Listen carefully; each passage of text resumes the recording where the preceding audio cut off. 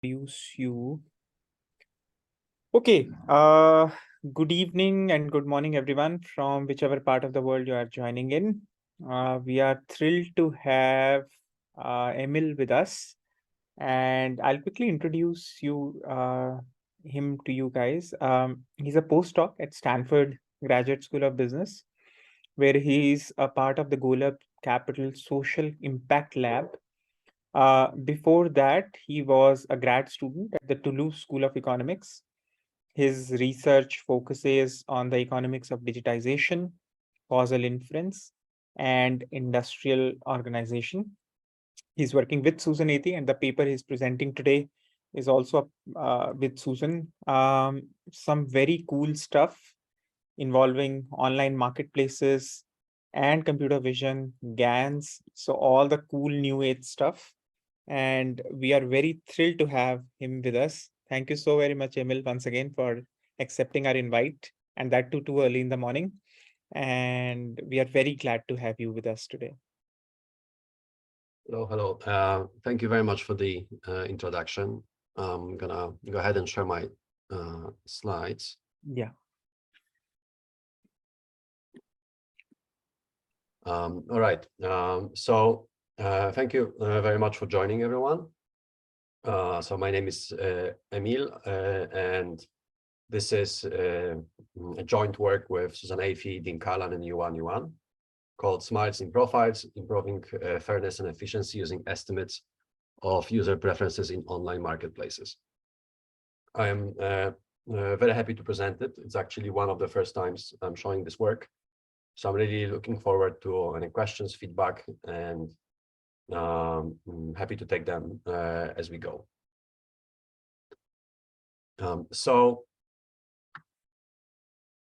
Online marketplaces play an important role in today's economy. We know brands, companies such as Airbnb or Uber, they have entered sectors, they have entered various sectors in different geographies and completely changed the way those sectors operate. And in fact, the sector is so diverse today that many of these companies have very little in common with one another. However, one thing that they do have in common is the high prominence that they give to the users' profiles with personal images. So when we use the services, like for example, Uber or Airbnb, we typically discover our buyers or sellers on these platforms with their user profiles that show their personal photos. There is definitely good photos can direct demand to the specific users, and they are valuable.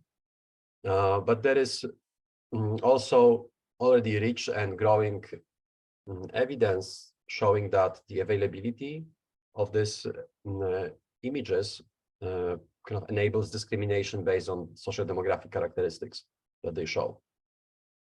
So there is this work showing that this type of photos enable discrimination based on race, ethnicity, gender, physical beauty. It's actually pretty fairly documented phenomenon, and it really seems to be a widespread problem. However, at the same time, images, especially images that are given so much prominence, do not only show social demographic characteristics of people in these images, right? So we can think that profile images convey, in fact, a very rich and unstructured information that reveal both the social demographic characteristics, but also certain choices that people make when they create an online profile. So in this paper, we have introduced a distinction between kind of unchangeable intrinsic elements, characteristics that profile images show. So those intrinsic types will be the social demographic characteristics in the way we will reason here. and we will distinguish them from things that people change, and we're going to call it style. So you could think, like looking at those 3 examples, that Jonathan's sunglasses is a style choice, or Safia's hat is a style choice. And we'll use this distinction to kind of ask the following questions. So first, we will study whether styles and types are correlated. That is, we will investigate whether people coming from different social demographic groups systematically choose different images. In the next step, we will look whether kind of this correlation between types and styles aggravates or mitigates disparities between types. So in other words, what we will ask is whether people that come from social demographic groups that are already underperforming on the platform are also choosing images that further increase the inequities between groups. And then finally, we will ask whether there are some policies that platforms could implement, policies that are based on those changeable styles that promote both fairness and efficiency. So to motivate this a little bit more, so the literature on the topic shows that the disparities between groups on online platforms can be really large. And given the kind of the increasing role of online marketplaces in today's economy, and of this large inequities online actually translate into the differences in of economic opportunity that people have. But and so therefore, creating policies that can help mitigate those disparities online can also can have meaningful economic impact. But at the same time, this caring about fairness or distribution on online platforms is not only about doing the right thing.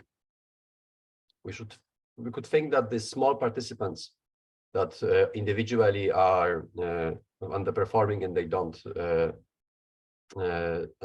don't create so much they don't have so much market size, kind of taken in aggregate, they are important for how the platform operates. They can create market thickness. They introduce more variety. In terms of excess demand, they provide search capacity. And furthermore, many times those small underperforming users will be new users to the platform. Therefore, platform might have explicit policies that help those small new participants perform better, which balance churn. So even though there are clear economic reasons to study this, it's actually pretty complicated to work with images in this context. This is because they provide very rich and structured information that both has the types and has the styles, and things are correlated with one another. So it's really hard to figure out what is the role of a specific style feature that somebody made kind of in isolation of all the other things that are going on the profile image. And at the same time, it's hard to run online experiments that could help us understand this, because this issue can be sensitive, and particularly sensitive with platforms where the discussion about discrimination in their marketplaces have been going on for a couple of years right now. So in this paper, we first study observational data from an online micro lending platform called Kiva. We study whether lenders have preferences for style features in borrowers' profiles. And then we analyze whether these preferences for style features, they aggravate disparities between social demographic groups, between types. So this is what we do with the observational data. But then this creates difficulties because, as I said, images are this very rich source of information, so we never know whether we have adjusted for all the kind of unobserved factors or whether we have observed all the factors that images have. So we carry out a randomized experiment which uses generative adversarial networks to fabricate images. So this will be this type of deep fake images where we change one aspect of an image in order to estimate the impact of this image feature on demand. And then finally, we carry out counterfactual analysis where we evaluate various policies that the platform could implement in order to promote fairness and efficiency. So what do we find is that lenders do indeed have preferences for borrower style features, even though generally style features do not matter for explaining whether the loan will be repaid or not. We also find that style features are correlated with types, and generally these desirable style features are more common across high-performing types. So an example here is one feature that we find is very powerful is whether the person in the image is smiling or not. It exacerbates the disparities across genders. So then we, using the online recruited experiment, we corroborate the evidence from the observational data, and we do find that indeed style features affect choices of subjects in the experiment. And finally, we move to the platform policies, where we kind of focus on two things of them. So first, we show that most obvious policies in which a platform learns what style features are useful for the borrowers and shows the profiles with those desirable style features at the top of the ranking. This type of simplistic policies are generally leading to less fairness on the platform. In contrast, we show that the classes of policies which relax the correlation between styles and types by promoting the specific style features have the potential of increasing both fairness and efficiency. All right, so that's the agenda for the rest of the presentation. I will briefly talk about Kiva. I will then present you the results based on the observational data. Later on, move to the recruited experiment, and finally talk about the counterfactual policies and the structural model. All right, I see there are questions. Go ahead.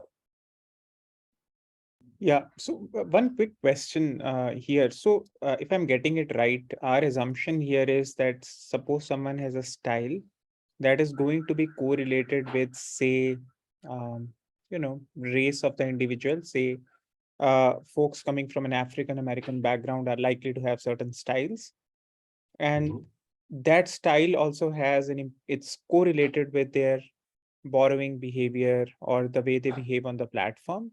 And that's why this is a concern. And from features, which is the most non-intrusive way, from the images, which is the most non-intrusive variable, and we can capture some features out of those styles, we are trying to ascertain the fairness on the platform. Is that what we are trying to do here? Yes, exactly right, I kind of to give a more kind of the example that we see here is, and kind of it's easy to see where it's coming from. You have older and younger people creating online profiles, and we see that to start with, generally lenders prefer to borrow money to younger people, and then it also turns out that younger people are better in creating profiles that are appealing to people, right? So they can make the photo with higher, better technical elements, but basically they are more savvy to figure out what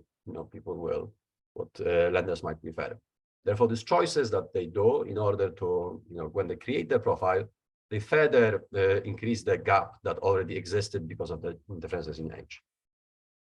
And this is, concerning because the platform care about fairness.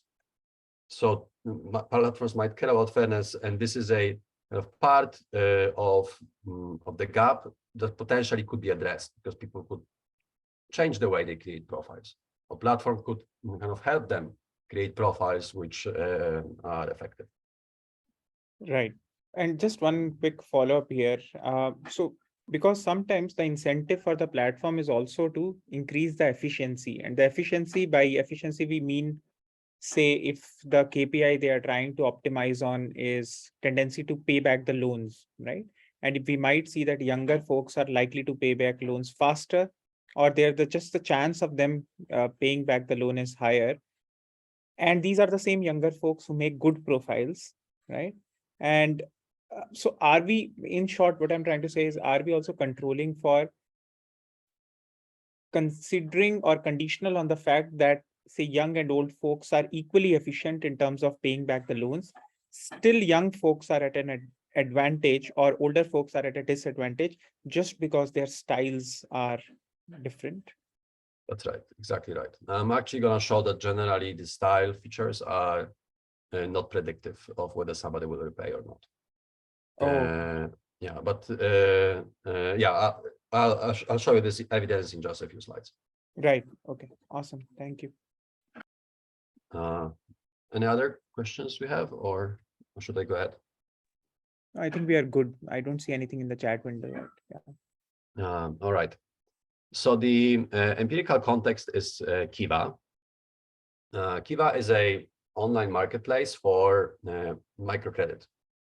Generally, Kiva matches borrowers that typically come from developing countries who want to get a small loan in order to advance their business. They create online profile and they post on Kiva. Generally, this will be loans of a couple of hundred or couple of $1,000s in order to advance their small businesses. On the other side of the market, we have lenders that generally come from United States. And those lenders go to the platform. They can browse through the catalog of borrowers who are there and choose the borrower that they would like to loan their money to.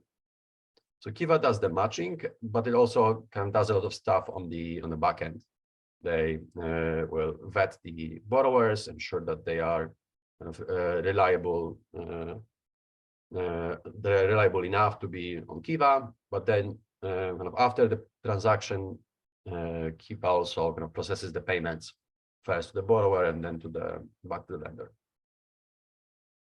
So Kiva is pretty large. It operates in 77 countries, has more than 4 million borrowers, more than 2 million lenders. An important aspect here to keep in mind is that even though these are loans, so the money is eventually repaid to the lender, they bear no interest. So lenders that come to Kiva typically have some charitable charitable cause in mind. And when the money is repaid, they most of the time will reinvest the money that they got back. So on Kiva, so we'll use observational data from Kiva. So this is data on performance of the campaigns over the last 10 years. So we will see the characteristics of loans, what is the size of the loan sector, activity country, some financial elements such as repayment intervals, for example. Then we will know the funding outcome that the loan had. And that is, how many days it took to raise the full amount, how much cash they have been collecting per day. Then we will see the repayment outcome, which is whether the lender, whether the borrower defaulted on the loan or whether it has been repaid. And if there was a default, what's the reason for the default? And finally, we have the profile images associated with the campaigns. And the profile images look like this. So when you go to kiva.org and you choose a category that interests you, basically this is what you're gonna see. And this is the first time a lender sees a borrower profile. So you can see that the images play a very prominent role. They typically, well, they actually need to show a person that is getting the money, and they typically show the business that you're going to invest in if you choose this borrower. There is some information here below the image, and you can click to learn more. But in fact, when you click to learn more, you're also going to see a lot of other images. So kind of in the first step of the data analysis, we take the images, and we want to learn the characteristics, learn the style features and the type features that they show. So in fact, we use two algorithms to do that. So first we run an object detection algorithm, which kind of takes as an input the image and kind of operates sort of the way if it's visualized in this image here, which is to detect different objects in the image. So that's the first algorithm. And the second one is the face features. So that takes a face of the person and outputs the features of the face. So the two algorithms are developed by Facebook, and we just apply them for this purpose. So this gives us 140 features for each image. The type ones are kind of the standard ones, such as race, gender, age, kind of what we would expect there. And the style features are kind of a broad class of different things. So there will be the facial expressions such as smiling, and there is some kind of features describing what the image is. So whether this is a body shot or a wide shot. So this one isn't important because it will come up later as well. So a body shot is an image that shows basically the body of the person. In contrast, an image that is not a body shot will also show the business and things around it. There are various features explaining the quality of an image, such as harsh lighting, flash, etc. And then we will have all the other objects in the image. So we take those features that we recovered from the images, and we wonder to what extent the style features are important in understanding who gets funded and then who repays the loan. So in this graph, I am presenting you the predictive performance of cash collected per day of 3 models trained on different set of covariates. So basically the task here is to predict how much cash collected per day, how much cash a borrowing campaign collected per day. So first we take a kind of simple model that just has some fixed effects. Then to this model we add style features, and then we will add all the other variables. And what we measure is the mean squared error in the test set.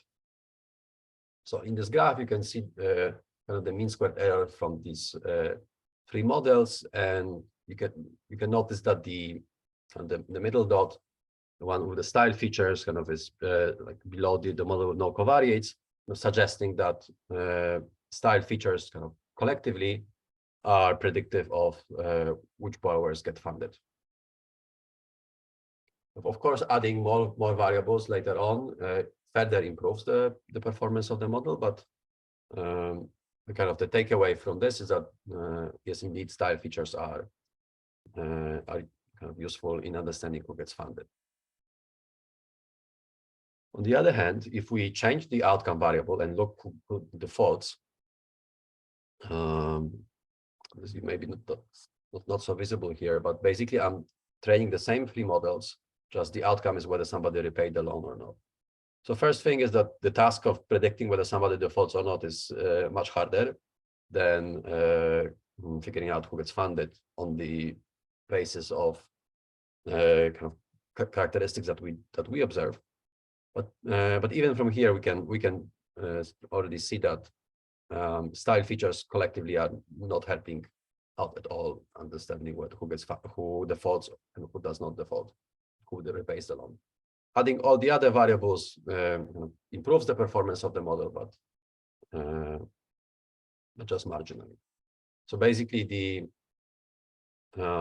takeaway from this sort of evidence is that style features taken together are predictive of the funding rates, even though they are not informative about the default probability.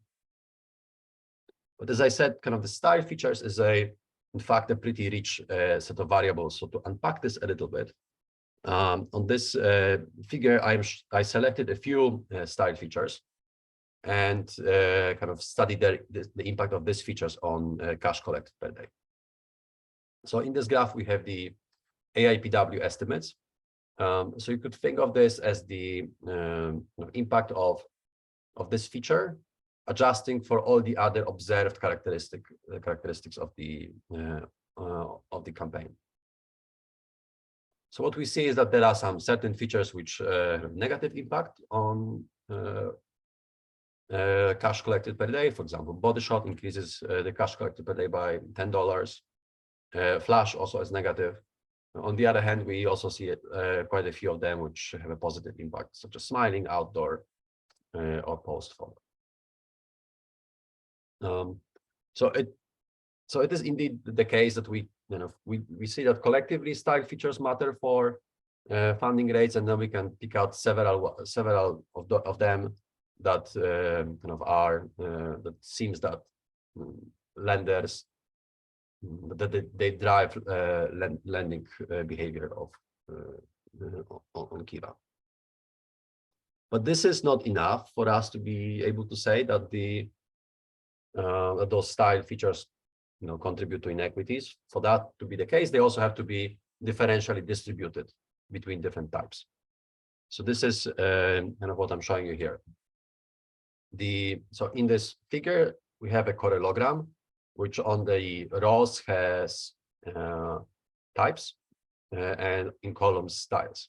So to take the example, looking at gender, male, we see that males are less likely to smile, more likely to have sunglasses, and more likely to make a photo in a harsh lighting.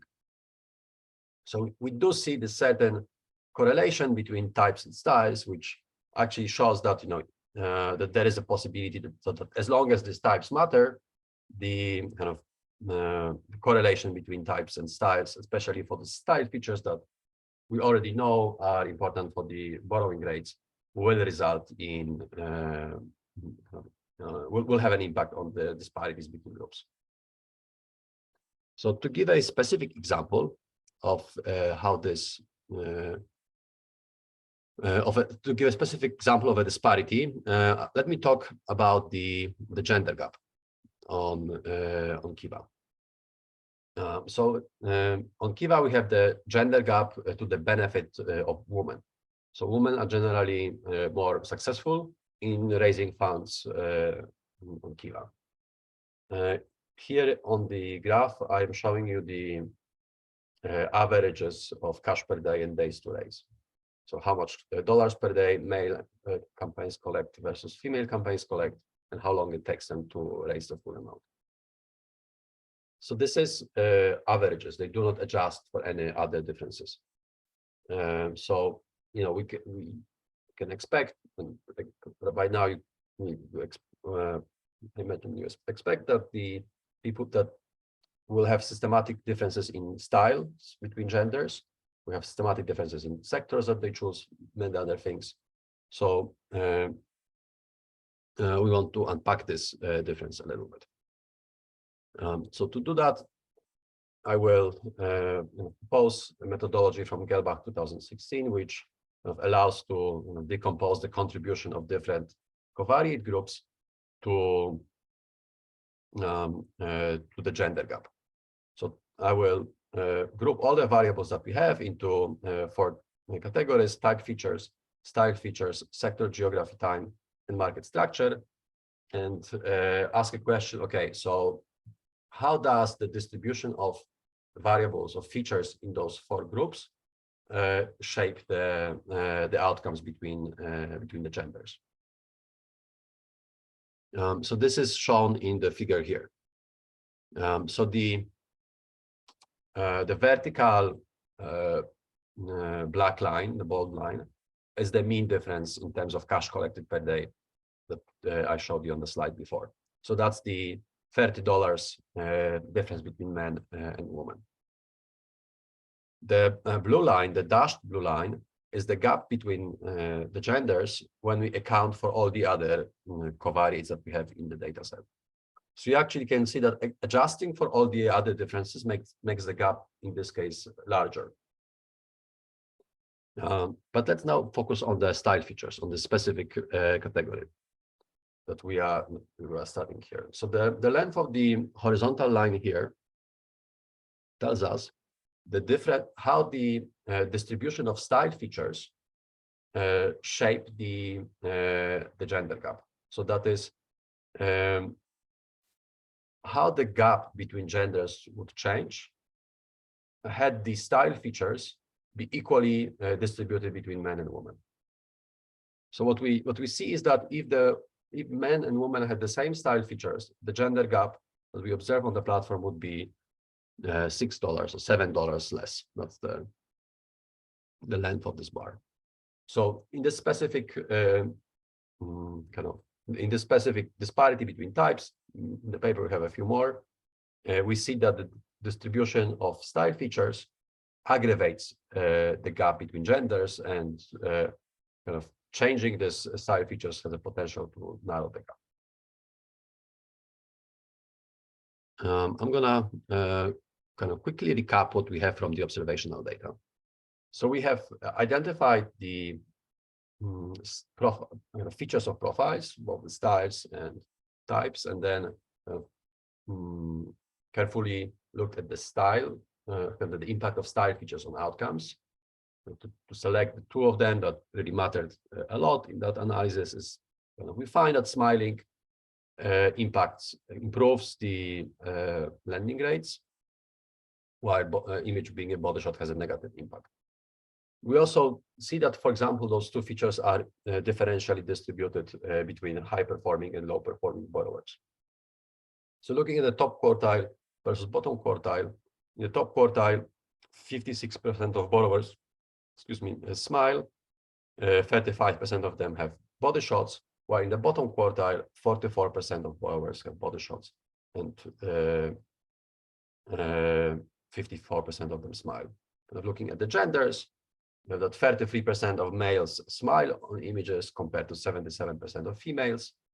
26% of males have body shots, while 22% of females have body shots. So in this case, the distribution of smiling and body shots increases the disparity between genders. Maybe I'm going to pause here. If there are any questions, I think it's a good time. So I see few questions in the chat window. Maybe we can take one by one. One is, I think some of you have, those you have already taken care of.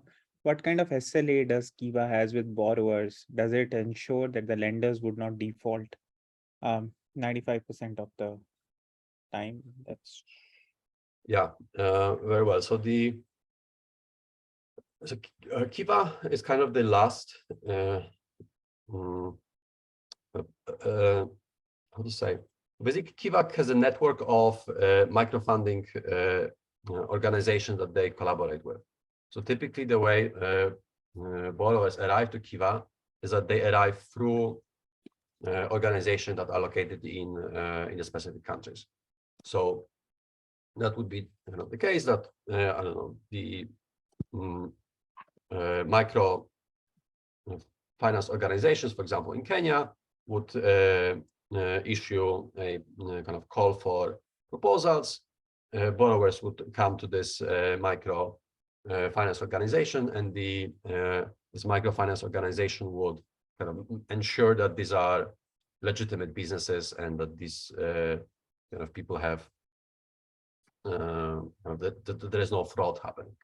So that's the kind of ensuring that there is no fraud.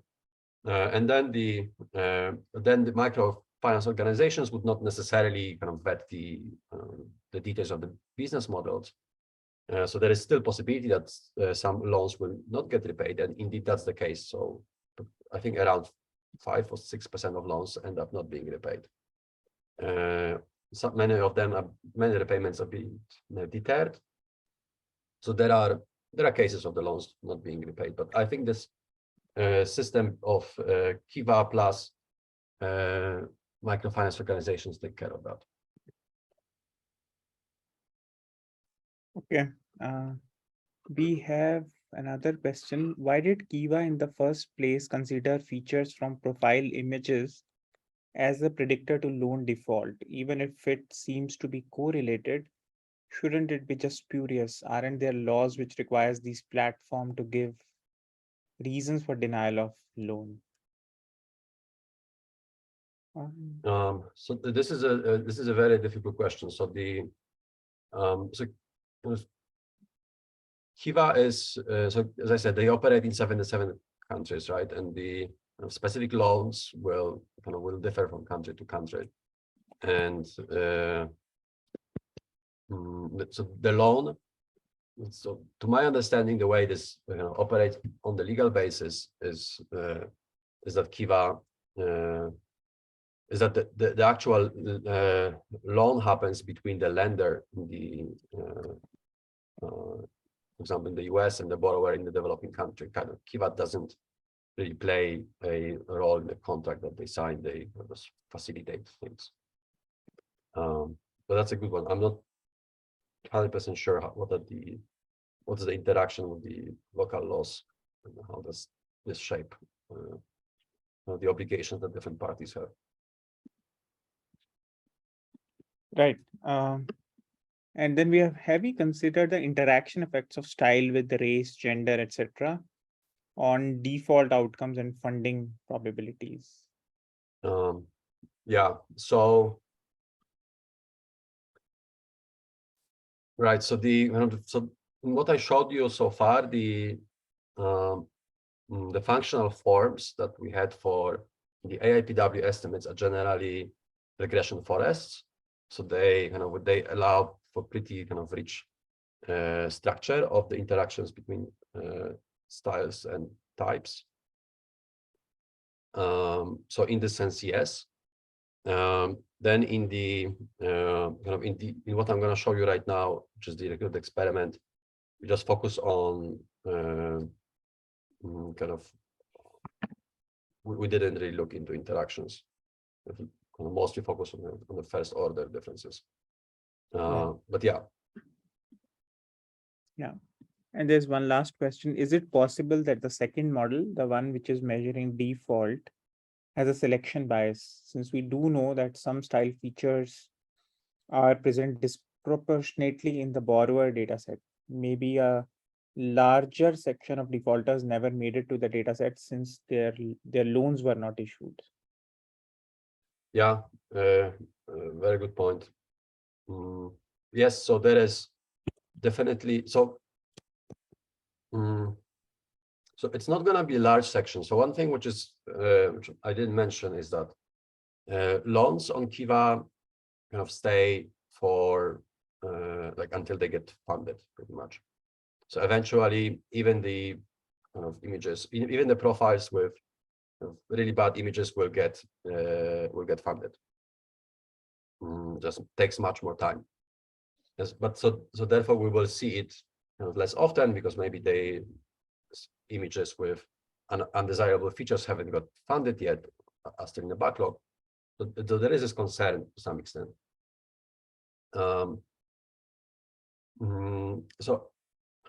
So partly to address this, we chose features here that are widely distributed, right? So in the 140 features of images that we had, there are some of them which maybe are not so common. So therefore, this worry that maybe in the default set we do not have a good coverage of this less common features. Therefore, we don't really know their impact on defaults would be a concern. Here we were looking at, especially in the experiment, on really popular features. So 77% of males smile, right? So we're gonna have both smiling and non-smiling people that get funded and then defaulted, not defaulted. Right. And I see two more questions. Should we take them or should we take them in the end, as you suggest? Maybe we can actually take them later, because I think they will be. I think Covered. the counterfactual would kind of speak to that a little bit. Right. Awesome. Let's do that. Yeah.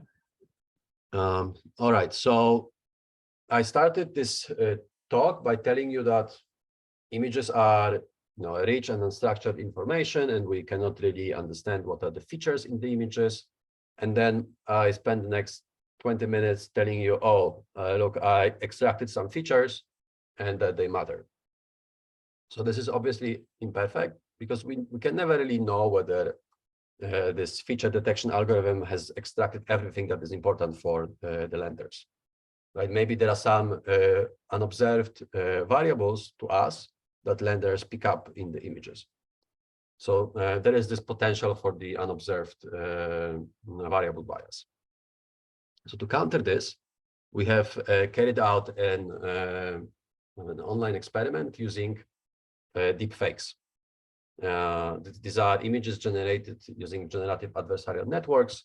But you might know them from the apps that you can download to make a photo look older, or change the gender, or look like a movie star. So they are very funny for that purposes, but also it looks like they can be useful for research purposes. So here on this GIF that I am showing you, we have images of two borrowers where we change whether they smile or they don't smile. And the way we're going to use it is to generate different variants of images and then show them over and over again to different subjects in the experiment to pin down the role of smiling, for example, on lenders' choices.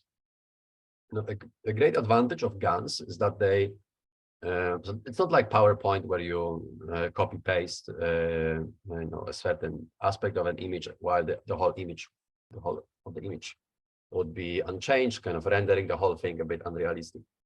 When you look closely to GAN generated images, and even when you look at smiling, you see that it's the whole face that smiles, not just the face.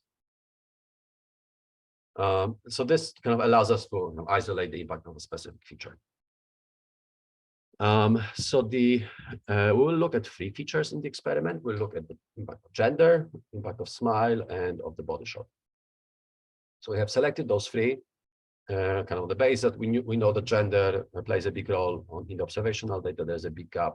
Smile and body shot, both of them are common features that play a significant role in driving the funding outcomes. They are completely unpredictable of the default rates, and also these are features that were kind of technically easy to change using GANs. So we will so each image will have 8 variants, and we will the recruited subjects will be randomly assigned to the variant of the image that they see. So this is kind of a conjoint design. So there are 3 things that will be changed simultaneously. So important to note here is that the experiment will have internal validity, so we will be able to estimate the causal impact of smiling for the population that we recruited and for the profiles that we have created. We have tried to make things look like they are on Kiva, so the images are very similar images to the images that you can see on the Kiva platform. We recruited subjects that have been interested in microfinance, in charitable giving, but these are recruited subjects. They might not be Kiva users. So I would say that the design has an eye towards external validity, but we don't know for sure. So this is how the choice situation looked like. We would show 2 images to a recruited subject, and we'll ask them, okay, to which of those would you prefer to loan money? And those images would be changed over time. So we will see, you know, what's the version of the specific, what's the impact, what's the performance of the different variants of the same image. So what we find is that there is, we kind of find evidence that corroborates the findings from the observational data. We found that gender plays a big role. Generally, subjects preferred female borrowers, and the difference is around 31%. This one is actually surprisingly close to what we got in the observational data. Then we found that style features actually have a larger impact than we have seen in the observational data. Body shot decreases the probability of being selected by 17%, and smile increases by 34%. So kind of taken together, this kind of corroborates the findings that we had from the observational data. All right. Any quick questions here about the GANs? Let's see. All right, I'm going to move ahead because we don't have a lot of time left. So by now we kind of see that we know that style features matter for funding rates, and we can select some of them that seem to be really impactful. And we also know that they that they tend to increase the disparities between groups. But then the natural question to ask is, all right, so what can we do about this? What type of policies a platform like Kiva or another online marketplace could implement that change the style features that would mitigate the disparities between groups? So to do that, we propose a model which think of this as a pretty standard model of supply and demand on an online marketplace. The model will have three components. There is a component one, which is the pool of available borrowers. So you could think of this that there will be some pool of people that come to Kiva. They create profiles, and they want to raise funds. So this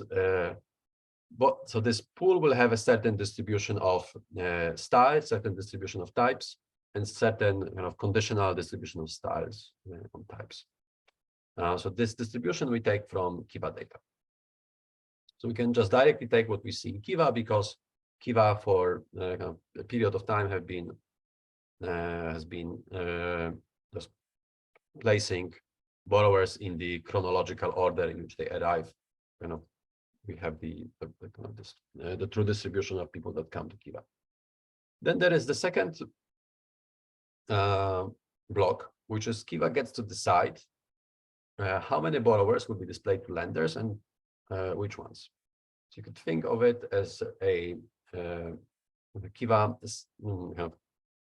having a function that maps from characteristics of borrowers the probability of being selected to be shown to lenders. And then finally, there is the the block, which is the lender's choice. So we will have lenders that come to Kiva. They observe the available borrowers, and they choose either one of the borrowers or the outside option. So the borrowers will have preferences for lenders will have preferences for borrowers' characteristics, such as male, smile, body shot. There will be fixed effects for each campaign, and a kind of random stochastic element epsilon. So these parameters, alpha, beta, gamma, eta, are random parameters that are drawn from a distribution estimated in the recruited experiment. So, for example, alpha will be a parameter that will be drawn from the distribution that is centered on the kind of 30% gap that we have estimated in the recruited experiment. So this will give us a distribution of choices across available borrowers. And we will use this distribution to construct efficiency and fairness metrics. So efficiency will be just simply measured as a share of lenders that chose one of the borrowers instead of the outside option. And fairness, we will propose several fairness measures. First one will have a Gini coefficient. So basically, how unequal is the distribution of choices across borrowers. We have a share of lenders choosing one of the borrowers in the bottom 33rd percentile. And we also look at the gender balance. So we evaluate policies that are kind of operating in two blocks. So first one, we have policies that operate in this kind of market design. So these are the policies in which Kiva kind of changes the probability that a specific borrower is shown to the lender. And in this block, there are kind of two types of policies. So there are, we look at two types of policies. So first are policies that we call them naive, but these are the policies that you would expect a platform to be the first thing that they might want to do, which is to learn that smiling and body shot matters for the lenders and increase the probability of photos of profiles with smiling images and images that are not body shot. So you could think of this that the platform ranks the profiles with desirable features at the top. So this naturally is good for efficiency because now we have more profiles with desirable style features. But by doing so, the platform has this unintended consequence that we have started promoting profiles from social demographic groups, from types that are already doing well on the platform. So this policy is increasing the disparities between groups.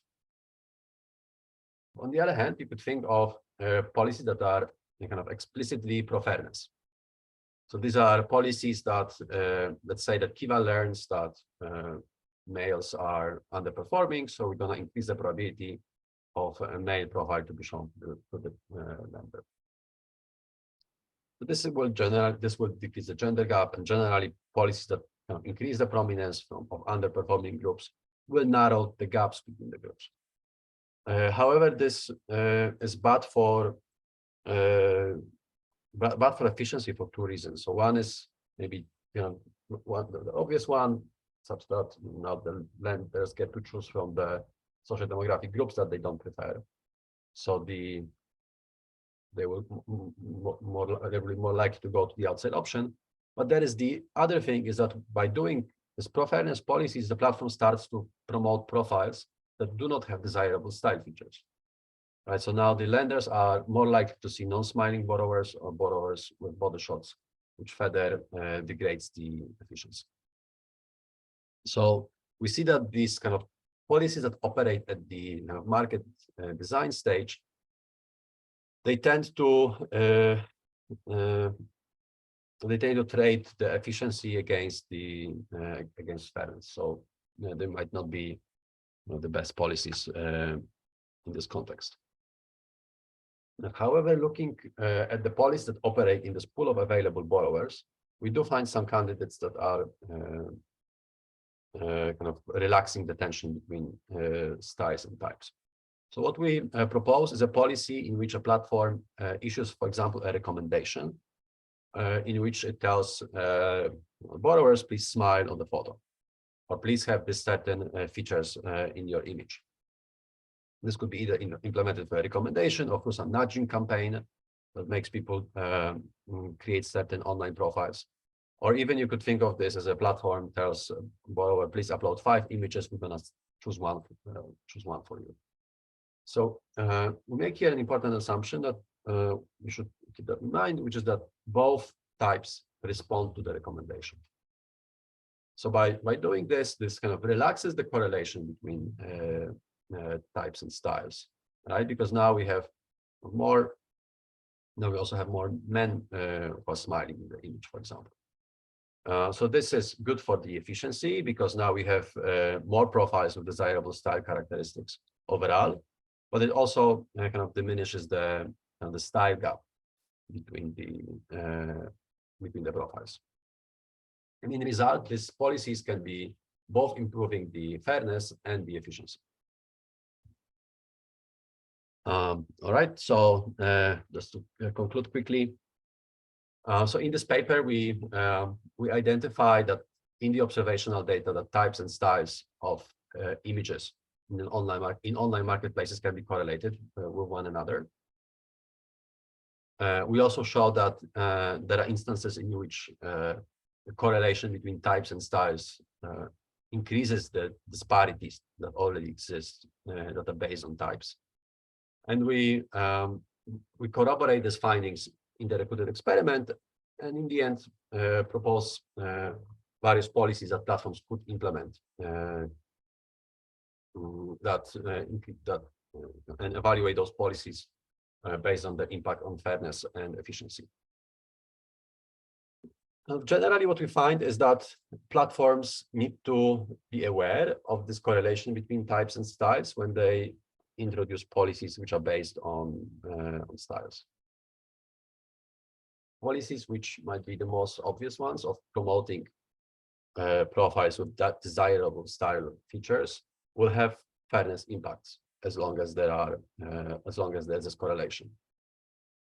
We show that some policies, for example, of promoting just simply promoting feature profiles with desirable styles, will be increasing the gaps between types. On the other hand, we show certain policies which kind of recommend features, and they kind of relax this correlation between styles and types. And we show that this type of policies are quite promising in a sense that they can increase both fairness and efficiency. And we altogether, we think that this kind of proposes a pipeline that can be used on other marketplaces where the images are prominent. And this pipeline can be used to select select policies that the platforms could test in a randomized experiment. And so that's it. And I'm looking forward to your feedback and happy to take any remaining questions. Right. Thanks a lot. I think we're right on time, and we have two questions that I see in the window. One says, any steps for adversarial attacks on images or any kind of biasness as style is correlated with lender choices? I'm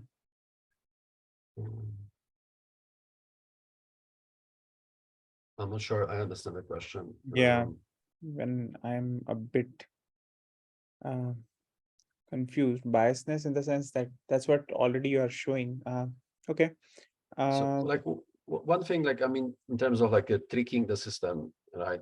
Like you could think that, like, so today Kiva doesn't care about the style in the image. They will just, you know, rank people as they come.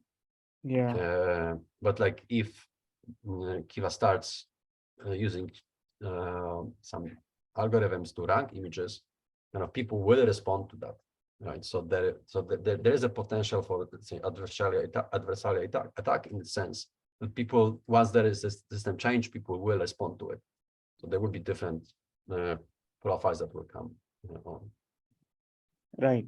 There is one question which is, have you controlled for loan characteristics? For example, how much does style choice overrule the loan purpose or other loan characteristics such as loan amount in lenders' funding decisions?